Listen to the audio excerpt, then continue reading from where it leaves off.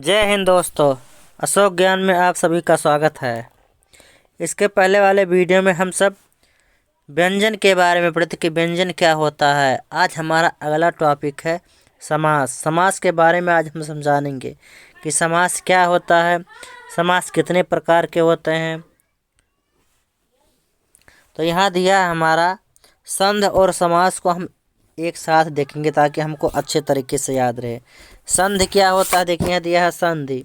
वर्णों के मेल से जो विकार उत्पन्न होता है उसे संधि कहते हैं, या वर्णों में जो विच्छेद होता है उसी को संधि विच्छेद कहते हैं। क्या? संधि विच्छेद। इसी प्रकार समास शब्दों के मेल से जो विकार उत्पन्न होता है, जो परिवर्तन होता है उसे समास कहते हैं, या शब्दों का जो विग्रह होता है उसी को समास विग्रह कहते हैं। समास का शाब्दिक अर्थ है संक्षेपीकरण। समास का शाब्दिक अर्थ होता है संक्षेपीकरण करना और छोटा करना। समास के भेद को देखा जाए, समास के चार भेद होते हैं। समास के चार भेद होते हैं। कौन कौन से? दिया है पदों की प्रधानता के आधार पर वर्गीकरण। पदों की प्रधानता के आधार पर समास का वर्गीकरण। पहला है हमारा अव्ययीभाव समास। कौन सा समास? अव्ययीभाव समास। जिसका पूर्व पद प्रधान होता है उसे अव्ययीभाव समास कहते हैं, या अव्ययीभाव समास का पूर्व पद प्रधान होता है। दूसरा हमारा दिया है तत्पुरुष समास। तत्पुरुष समास का एक रूप है कर्मधारय समास। इसी के अंतर्गत आता है द्विक समास। इसके माने तत्पुरुष समास के कर्मधारय समास और द्विक समास के उत्तर पद प्रधान होते हैं। कौन से? उत्तर पद प्रधान होते हैं। तीसरा हमारा है द्वंद्व समास। द्वंद्व समास क्या है? तीसरा द्वंद्व समास। द्वंद्व समास के दोनों पद प्रधान होते हैं। दोनों पद प्रधान होते हैं। और चौथा हमारा है बहुव्रीहि समास। कौन सा? बहुव्रीहि समास। इसके दोनों पद प्रधान होते हैं, अप्रधान होते हैं। इसके दोनों पद अप्रधान होते हैं। और तीसरे पद, इसमें तीसरा पद प्रधान होता है। किसमें? बहुव्रीहि समास में ना तो पहला पद प्रधान होता है ना दूसरा, माने दोनों अप्रधान होते हैं। इसमें तीसरा पद प्रधान होता है। अब एक एक के बारे में हम उदाहरण के साथ अच्छे से पढ़ेंगे।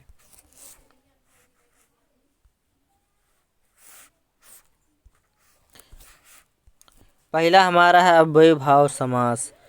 वह समास जिसका पूर्व पद प्रधान होता है और अव्यय होता है उसी को अव्ययीभाव समास कहते हैं। अव्ययीभाव समास का पूर्व पद प्रधान होता है और अव्यय होता है।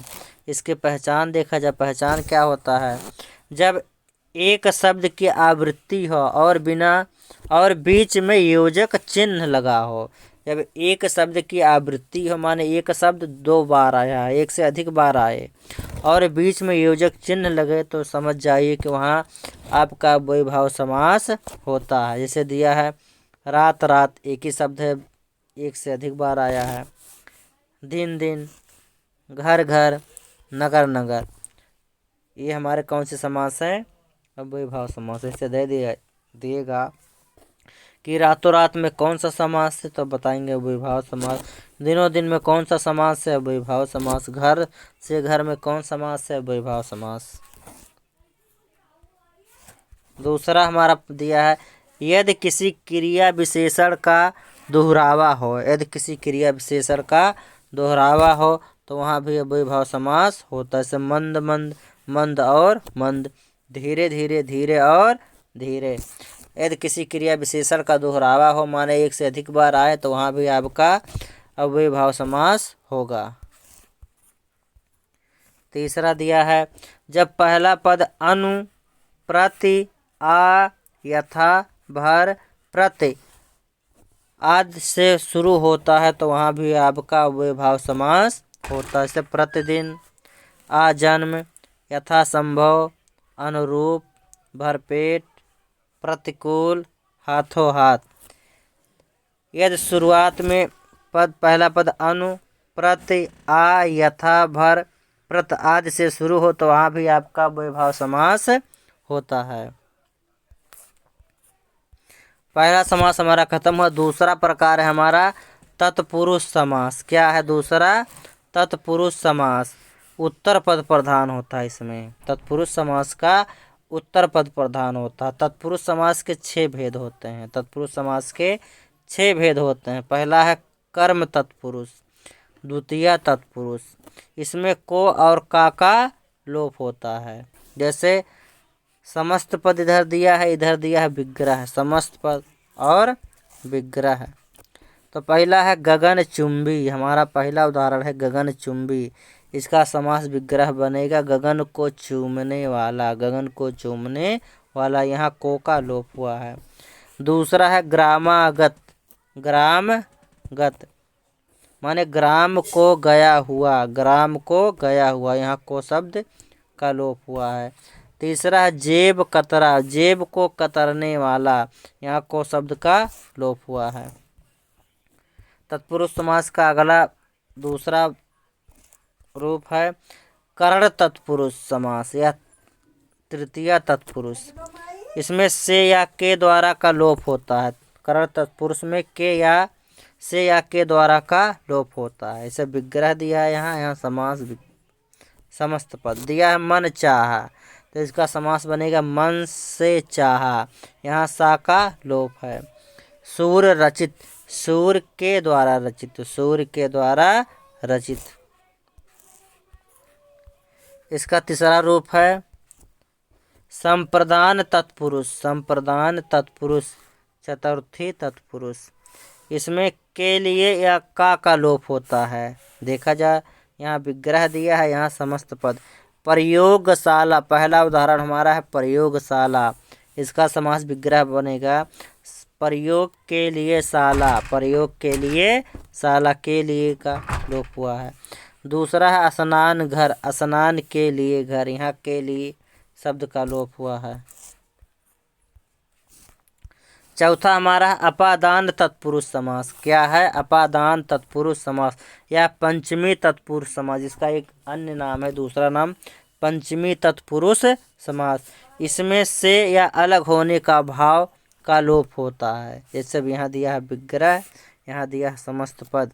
दिया है धनहीन, इसका समास विग्रह होगा धन से हीन। से का लोप है यहाँ। पाप मुक्त, पाप से मुक्त, यहाँ भी से का लोप हुआ है। पांचवा हमारा है संबंध तत्पुरुष या षष्ठी तत्पुरुष। इसमें का, की, के का लोप होता है। किसमें का, की, के, का लोप होता है। देखा जाए यहाँ दिया है विग्रह, यहाँ दिया है समस्त पद। इसे राजपुत्र, राजा का पुत्र, का लोप है। राजाज्ञा, राजा की आज्ञा।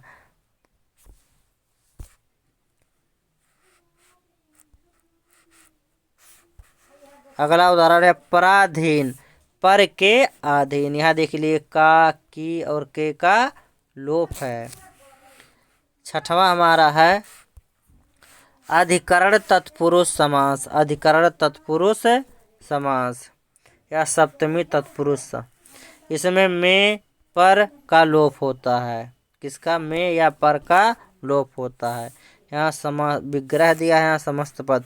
इसे शोक मग्न, शोक में मग्न। आप बीती, आप पर बीती। तीसरा हमारा दिया है कर्मधारय समास। कौन सा हमारा तीसरा? कर्मधारय। पहला था हमारा अव्ययभाव समास, दूसरा था तत्पुरुष समास, तीसरा है हमारा कर्मधारय समास। इसका उदाहरण वो देखा जाए परिभाषा। कर्मधारय समास का उत्तर पद प्रधान, उत्तर पद प्रधान होता है। पूर्व पद व उत्तर पद में उपमेय, उपमान अथवा विशेषण विशेष का संबंध होता है। कर्मधारय समास में उत्तर पद प्रधान होता है और इसमें विशेषण विशेष का संबंध होता है। पहचान देखा जाए, इसकी पहचान क्या है? पहचान में दिया है विग्रह करने पर दोनों पदों के मध्य में है जो या के समान आदि आते हैं, आदि शब्द आते हैं। कर्मधारय समास का जब समास विग्रह करेंगे तो उसके अंदर या पद के मध्य में है जो या के समान आदि शब्द आते हैं। देखा जाए, दिया है हमारा पहला समस्त पद, यहाँ दिया है विग्रह, दिया है चरण कमल, इसका समास विग्रह बनेगा कमल के समान चरण। चरण कैसा है? कमल के समान है, तो के समान शब्द आया। अगला है महात्मा, महान है जो आत्मा, आत्मा कैसा है? महान है, जो शब्द बीच में आया।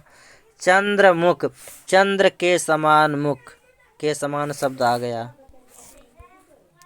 चौथा हमारा है चौथा समास द्विगु समास। कौन सा समास? द्विगु समास। द्विगु समास का उत्तर पद प्रधान होता है, पूर्व पद संख्यावाची होता है। द्विगु समास का उत्तर पद प्रधान होता है और पूर्व पद संख्यावाची होता है, वह हमें संख्या को बताता है। यहाँ दिया समस्त पद, यहाँ दिया है विग्रह। जैसे दिया है पहला उदाहरण दोपहर, दो पहाड़ों का समूह। दूसरा है तिरंगा, तीन रंगों का समूह। देखिए इसका पहला पद ये है और इसका पहला पद ये है, ये 2 और 3, ये संख्या का बोध करा रहा है। एक हमारा दिया है द्वंद्व समास। कौन सा? द्वंद्व समास। इसको देखा जाए, द्वंद्व समास क्या होता है? दोनों पद प्रधान होते हैं, इसके दोनों पद प्रधान होते हैं। सब विग्रह करने पर और एवं या अथवा लगता है। विग्रह करने पर और का, एवं का, अथवा या अथवा लगता है। इसे पहचान में देखा जाए, दोनों पदों के बीच प्रायः योजक चिन्ह होता है। दोनों पदों के बीच प्रायः योजक चिन्ह होता है और इसका समास विग्रह करने पर बीच में और आ सकता है, एवं आ सकता है, अथवा अथवा आ सकता है।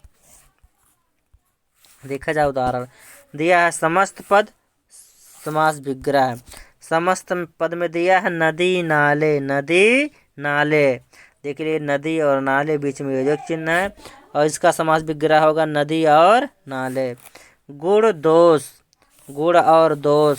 राजा प्रजा, राजा प्रजा, राजा और प्रजा, ये हमेशा एक दूसरे के विपरीत। जैसे नदी नाले, गुण दोष, राजा रानी, और इनके बीच में योजक चिन्ह आता है।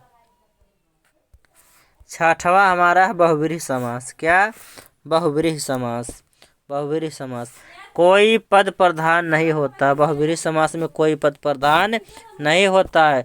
दोनों पद मिलकर प्रायः तीसरे पद की ओर संकेत करते हैं। दोनों पद मिलकर तीसरे पद की ओर संकेत करते हैं। इसके उदाहरण में अक्सर देवी देवताओं के नाम ही आते हैं। अगर कहीं आपको दिख जाए देवी देवताओं के नाम और पूछ ले यह कौन सा समास होता है, तो आप आंख मूंद कर लगा सकते हैं बहुव्रीहि समास।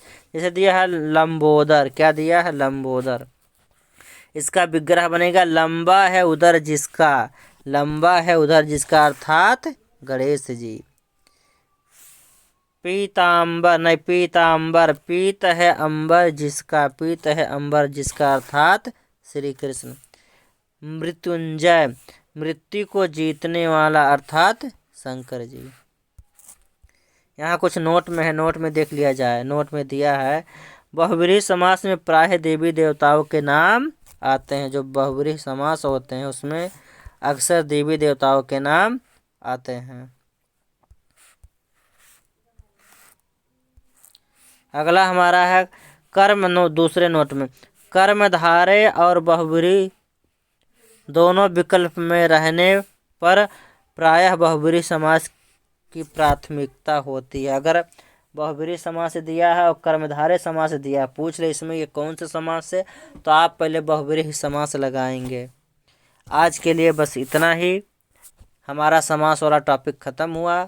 अब इसका जो अगला पार्ट है हम कल पढ़ाएंगे। आज के लिए इतना ही। धन्यवाद। अगर वीडियो आपको पसंद आए तो आप लाइक कर दीजिए और चैनल को सब्सक्राइब भी कर दीजिए। जय हिंद।